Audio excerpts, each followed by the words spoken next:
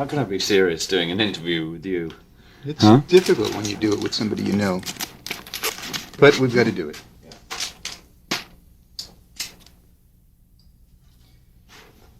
I've thought of some of these questions and how I might answer them. And the first one is probably the most complex. If somebody was to ask me what my earliest recollections of my father was, I probably couldn't give it to you because I don't have any. Yeah. But if I think about important moments in my life, I have very clear recollections. Some of them are obscure or abstract, others are very specific. The first question is the obvious. The earliest possible recollections that you have of Dad? I think the earliest was actually when I was about between 3 and 5, I would guess. When we used to live in Surrey, he used to take me for bike rides on the sitting in front of him down to see Ringo. That I vaguely remember. Many other times with fans around. There was a time when I remember standing on the roof of the house with him, with those little balsa wood planes with the rubber bands, and just sending them off into the sunset. That was a memory that's still pretty clear. I remember being locked in the attic for quite a number of hours because I wouldn't stop whinging about something. And I just remember being locked in there for hours on end. Dad locked you in the attic? Well, it was a party that Dad was throwing, and I was sort of causing trouble, I guess. But I just remember being stuck up there, and I think Neil Aspinall from Apple was around. I think he either let me out or either turned the key on me, one or the other. How many hours were you in the attic? Quite a few. How old, the early recollections about the bicycle, about being on the roof, Yeah. How old were you? I'd say 3. Around 3. You can picture the bicycle ride? Yeah, absolutely. What kind of I don't know what bike it was, but it was a black bike. I knew it was it was a black bike. I also, there's times I remember swimming, with him, and walking around the fields, the land around the house. And I used to have he bought me a Mickey Mouse tricycle, which I remember very clearly. Do you recall him being warm, friendly, comfortable, or was he a little uptight, a little distant? You were his firstborn. He was obviously unfamiliar with raising children. Did you sense a closeness then, or did you sense a distance the way a lot of kids feel from their father at that age? I think I sensed the distance later on in my life. Not necessarily at that age, because I wasn't really aware of how a father was supposed to be in the first place. But it was more towards the later years when I was, I think, around 14, and I remember being in a house that Dad rented on Montauk, and it was I think it was one of the first. It was excuse me. It was one of the first trips I'd made over to America, and so I was very excited. And I used to laugh a lot in those days. And I had this really, really annoying laugh, and I remember being shouted at quite a number of times for laughing too much. For laughing too much? Yeah, that was scary, in fact. I got a bit worried. But it calmed down after that. Was he a disciplinarian? When you did something off the wall, did he shout at you? Oh, yeah. Did it ever strike you? No, not that I recall. But shouted, yes. Yeah. When Dad shouts at you, you know you're being shouted at, believe me. Yeah, I could attest to that. Same question about your mother. Your earliest recollections of her. I actually don't remember very much about Mum in the early days. except for when she remarried to the Italian bloke. How old were you then? I was 5, turning on 5, I think. I'm not too sure, but I recall. No, it was after could be towards 6 or 7, because I remember my 5th birthday in Weybridge, Surrey, and I had a birthday cake in the shape of a train with the number 5 on it. So it must have been either 6 or 7, possibly 7. And but that's when I was closer to Mum, you know. But between... I literally don't remember that much. That's intriguing, isn't it? Yeah, I never thought about it before, but I really don't recall that much. This is a question that I asked Sean. At what point did you realize, or did you become aware of the fact that Dad was a Beatle?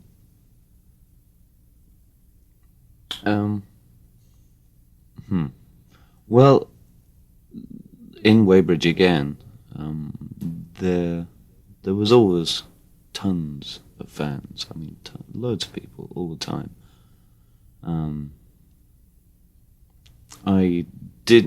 Obviously I suspected something, but I couldn't quite put my finger on it. I knew he was part of something, you know. And I think it was getting close to between the age of 7 and 10 that I sort of sussed it out. Realised what it was all about, and realised why I was getting drum kits and guitars for my birthday. That's roughly when. So that would indicate that from the time you were 2 or 3, when you had these early recollections, to the time you were 7, that there was a period of 3 or 4 years where there were people outside your house asking for autographs and the like. Yeah. Did you think that was normal? Did you think that perhaps all dads, in fact, had people outside when you went to visit who would ask to sign pieces of paper? It wasn't something I thought about. It was just a regular thing that happened every day. You know, go to school and there's all these people standing by the gate. You know. He never sat down, as he did with Sean. When Sean saw Yellow Submarine in the Dakota when he was 5, came back and said, "What was that?" And Dad explained it. Yeah. Was there ever a sit-down conversation with you? There were occasions. Not too many, but there were. But there was never... Hold on. There were occasions, but there were never any specific questions that I ever particularly wanted to ask him, you know. I basically go through life watching things. That's the kind of person I am. I'm not a big talker, and I just used to listen in general to everything that went on around the house, you know. Not that I could recall that much at the moment, but... I guess that the question that I'm trying to establish is that there in fact wasn't a time when he sat down and said, "Look, I want to explain to you something that I've been involved in." Not as such, no. This is an area that he would talk about for years afterwards. He frequently talked about his feelings that he was a totally incompetent father. Right.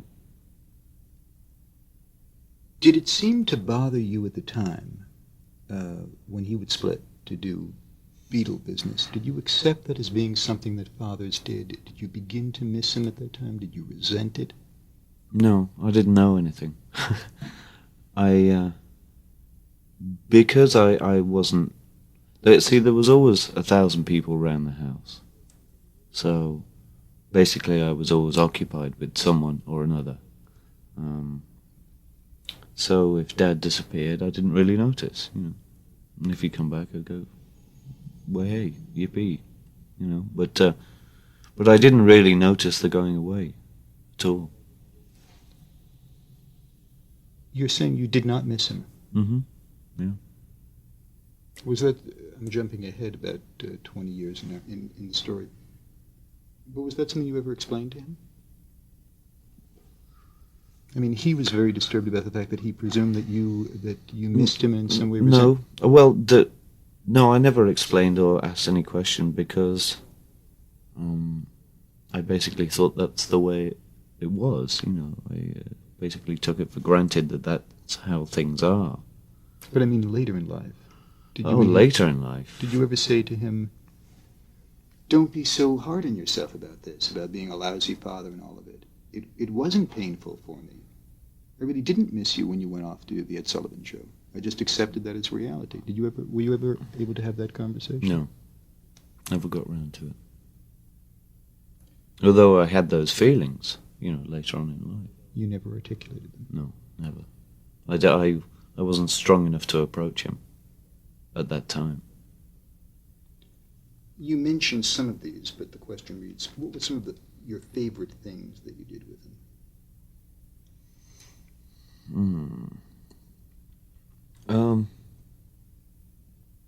I think that the most fun was actually later on in life. Actually when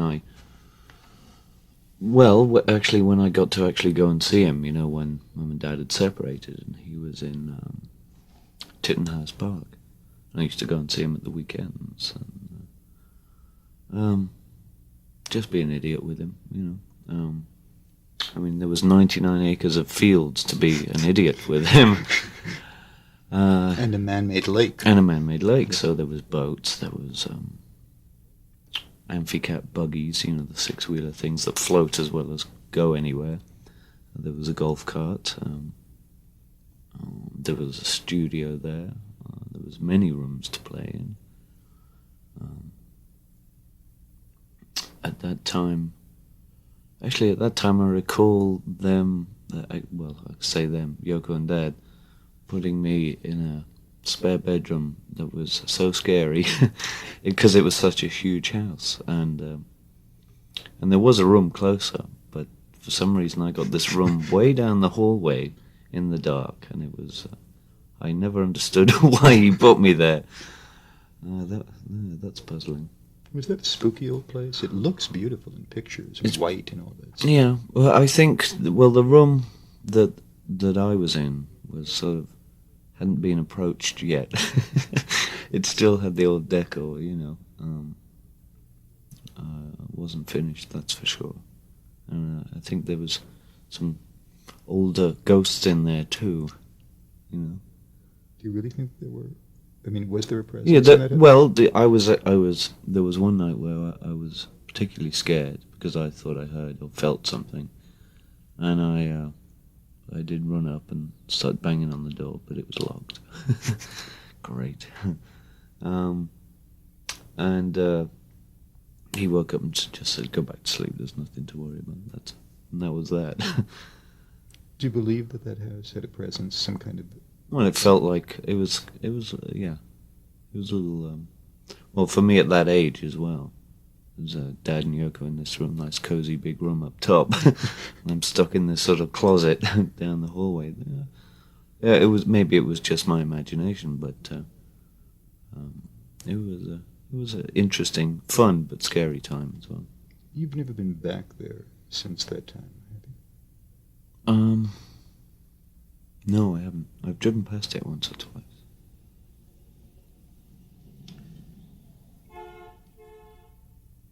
Talk to me a little bit about Aunt Mimi. Any recollections you have of her, and if you could, for our listeners, try and give us a visual or an audio portrait of Mimi.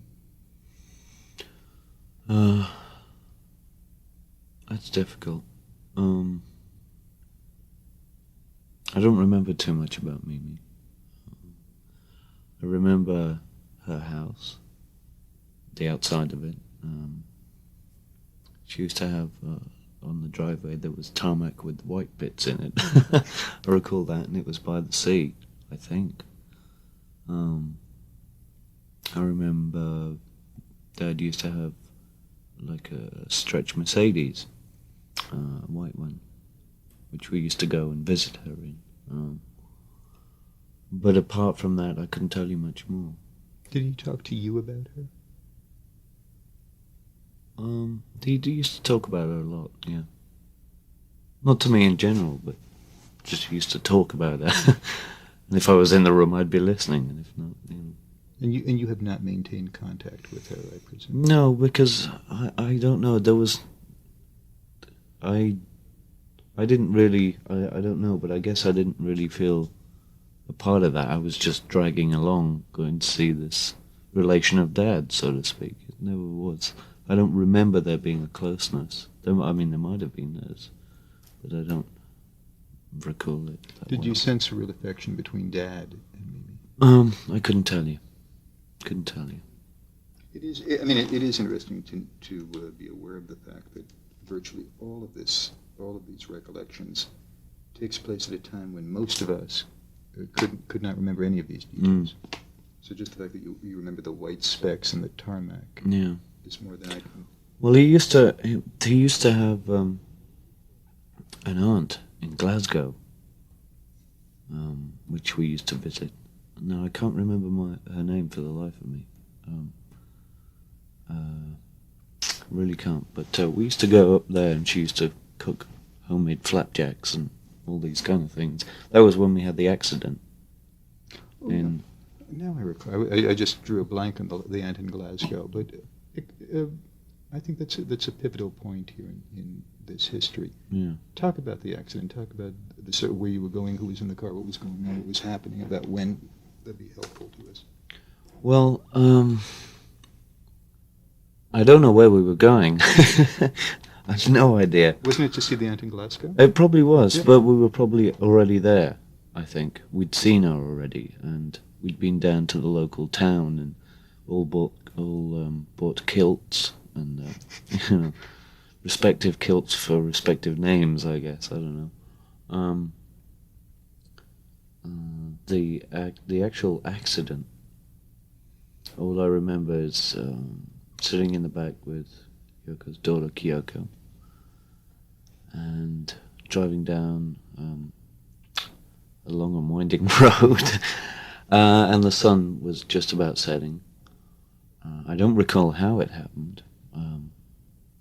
It felt like possibly we were going around a corner a wee bit too fast, but I'm not sure. I couldn't say a yes or no about that. The next thing I remember is the car. It's actually opening my eyes in the car. I still picture it being upside down or on its side. I'm not too sure. And I think it was funny because only just a couple of seconds before that had I decided to kneel on the floor behind Yoko, you know, where you put your feet, just behind the seat. So I crunched up there, and I think I was going to try and go to sleep. I think that's what I was doing.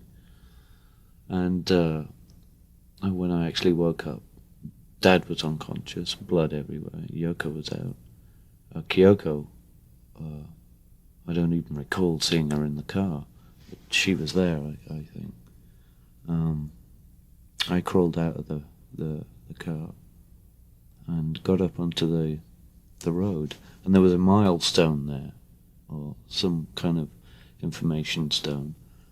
And I couldn't, well, before that I couldn't raise life out of anybody, you know, there was no sign of life. So I didn't know what to do, you know. Basically I just sort of sat on the milestone and cried, because we were in the middle of nowhere, in the middle of the mountains, the hills, some valley, I don't know. Dad, Yoko and Kyoko were all unconscious? All out, yeah. And bleeding? Yeah, and I was fine, didn't have a cut, nothing. What happened? What happened next? Well, I sat on the milestone, and eventually some people drove by, and they saw what happened, obviously. And I remember the ambulance arriving. I remember sitting in the back of the ambulance with purple windows, going with the siren on. I was lying down on the left-hand side, and the ambulance was just going as fast as it possibly could. And the next thing I remember is waking up in pajamas, with a bowl of cornflakes in my hand, and directly in front of me was Dad, with a big bandage on his chin, I think it was. And Yoko was behind a screen, and I was allowed to get up and walk around, and I actually went over to see what had happened to Yoko, and she just had this incredible dent in her forehead, which was scary as hell. And I recall Kyoko being on the side. Something bad had happened to her. They really had to do some surgery to stitch some of her face up, I think it was. Then I just remember my mum driving up there, because as I just told Mum that I was going to Tittenhurst for the weekend, and the next thing she hears on the radio is that Dad's in a car accident with his wife and son, etc. And I just remember hopping into the car, and that was that, and went back to London. What was Lucy's last name?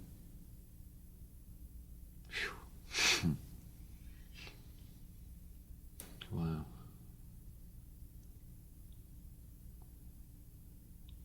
It was a good one. Good. I like the way you came in there. I don't know. There was a number of little girlfriends that I had at that time. There was another one called Michelle. I'm being very serious. Who was You never did a drawing about Michelle, did you? No. Just checking. Somebody wrote a song about her. Yes. She was a little Indian girl that I knew. And there was a girl down the road from us in Weybridge who was American family. First loonies I'd ever come across.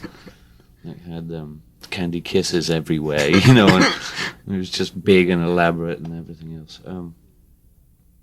But I couldn't well, I don't remember her name, and I don't remember Michelle's last name. I'm not very good with last names. My understanding was that Michelle was a schoolmate of yours. Forget Michelle. That Lucy was a schoolmate of Yeah, yours. well, yeah. About how old were you at this time? It'd have to be 2 or 3. Really? Possibly 4, yeah. And what school were you going to? I don't remember the school that I was going to at that age. Was it, I presume it was something like a kindergarten. Yeah, it right? must. Oh, I do recall. Right, it was a kindergarten. They used to have swimming pool outside, but it was never clean. And it used to have like maybe 3 foot of water in it with a deep slope, and swimming there. We did swim, and it was just a typical nursery, sing-alongs and all that kind of stuff. And I just remember I did have a friend that looked like Dr. McCoy from Star Trek.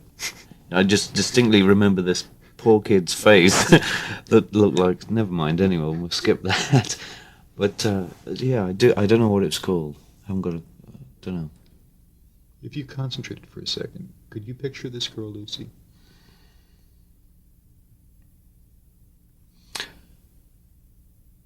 Very vaguely. There was one occasion where I don't know what it was about, but for some reason, either I was doing a project, a painting project or something like that, and the teacher came into the room while we were all singing and being idiots, and called me over and said, "This is Lucy, and you're going to work with her today." And that's.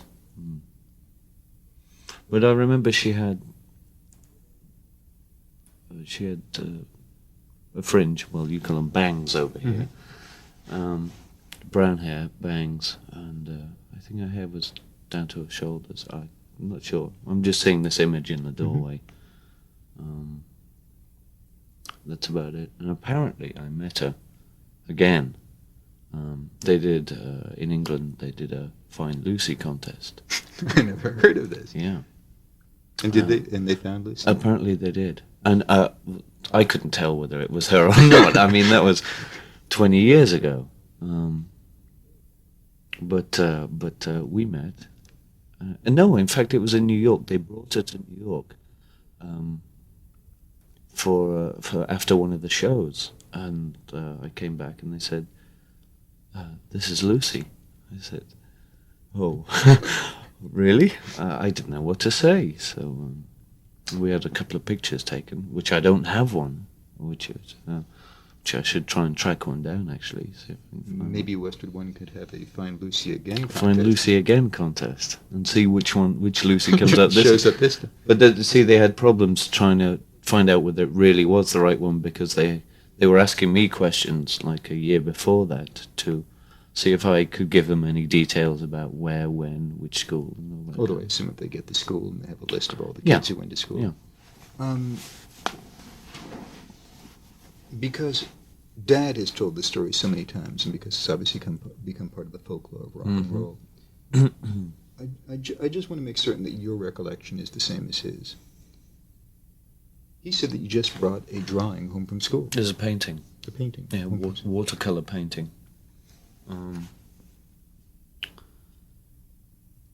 I don't distinctly remember the whole painting. I do remember the dark blue of the sky with stars and this face. But I'm almost positive it had blonde hair. Uh-huh. Which because I'm seeing it. Yeah. You see, at the time, Dad used to dress me up in some funny clothes, very psychedelic stuff, with moons and stars, and so that was a big thing. I was into all of that. Yeah, I was just carrying it home one day, and I think Dad actually met me halfway down the drive, and he said, "What's that?" And I said, "Well, there's Lucy." And Lucy in the Sky with diamonds. Imaginative kid.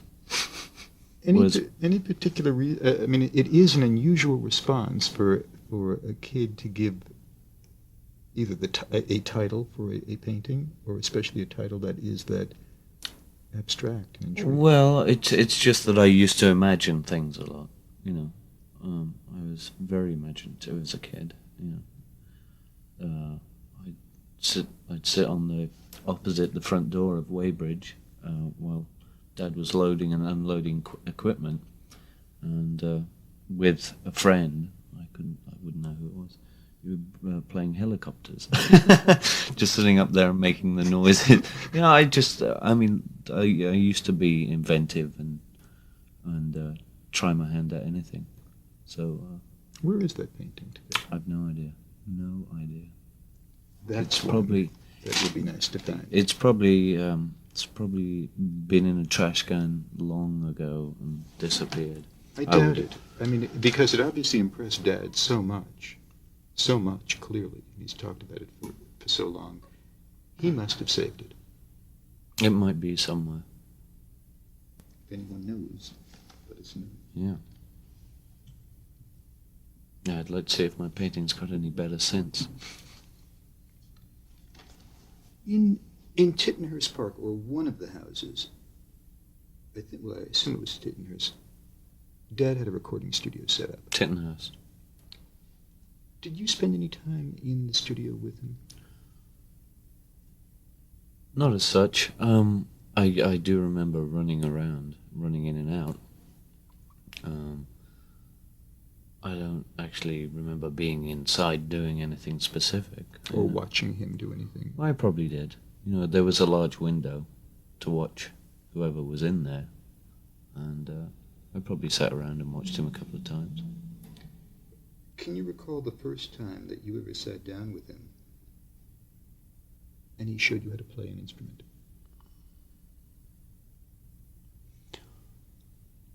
No.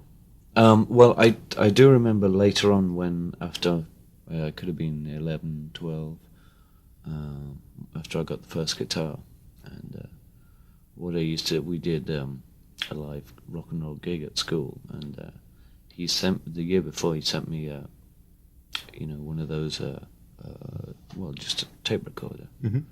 and I taped the show for him backstage.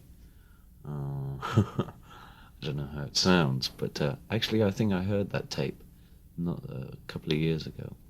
Somebody actually had it. It could have been Yoko, it could have been someone else, but somebody has that tape. Steve? Find the tape. Yeah. Right here. Roll it in. And I sent it to him. And for the record, and for those people who keep count of these experiences, it was at that time that you and I met for the first time. It was. That's right. And you're still in that strange little house.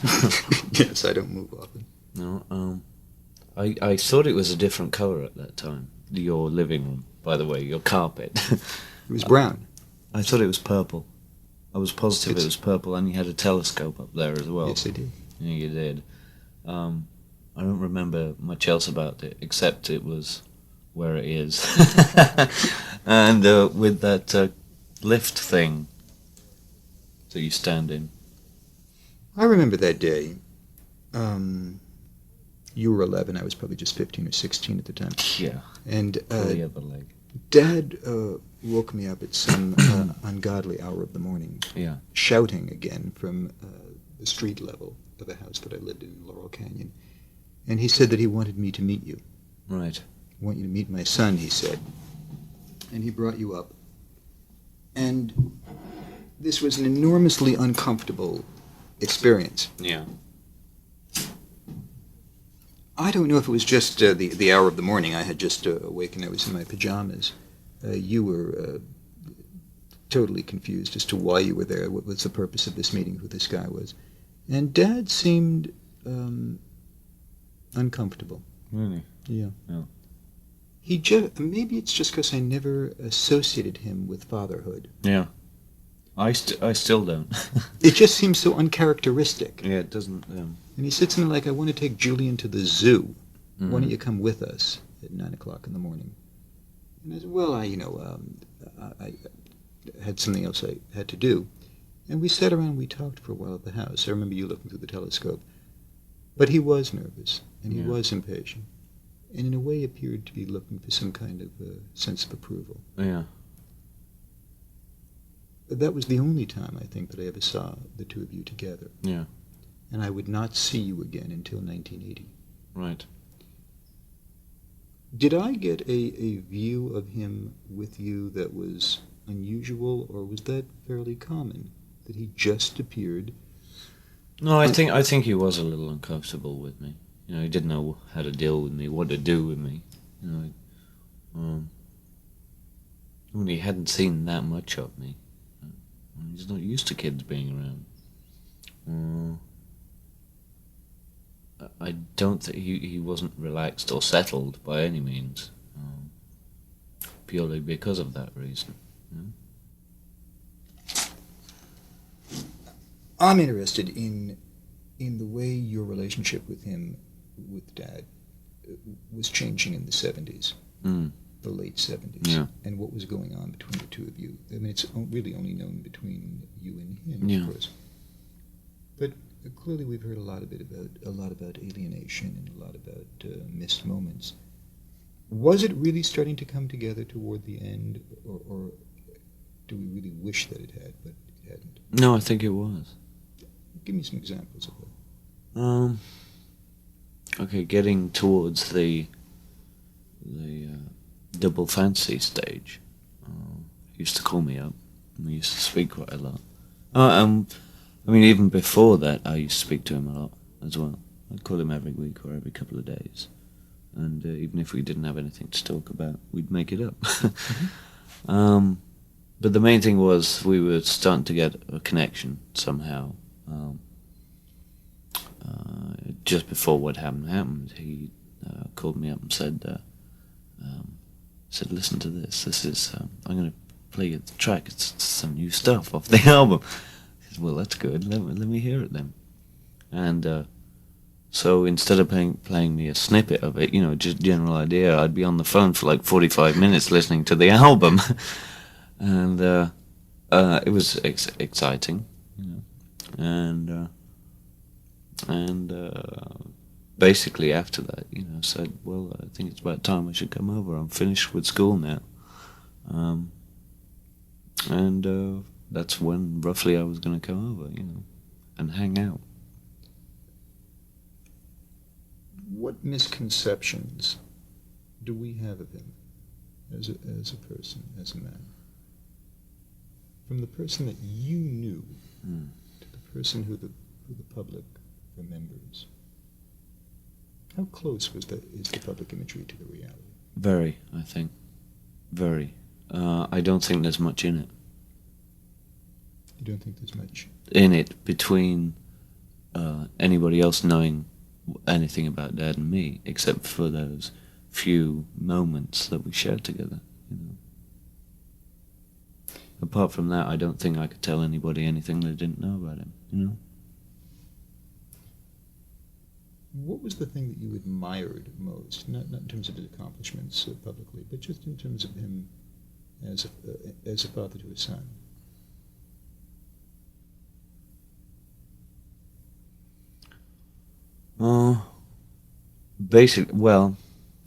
The only thing I could say is that I thought he was the best thing in the world. I idolize him. I think he's the best.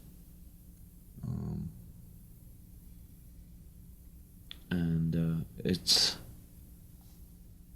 scary because, in a sense, it makes me want to be what he was, But obviously, I've got to go my own way. But it's difficult for me to separate that because of how much I loved him, and wanted to be like him.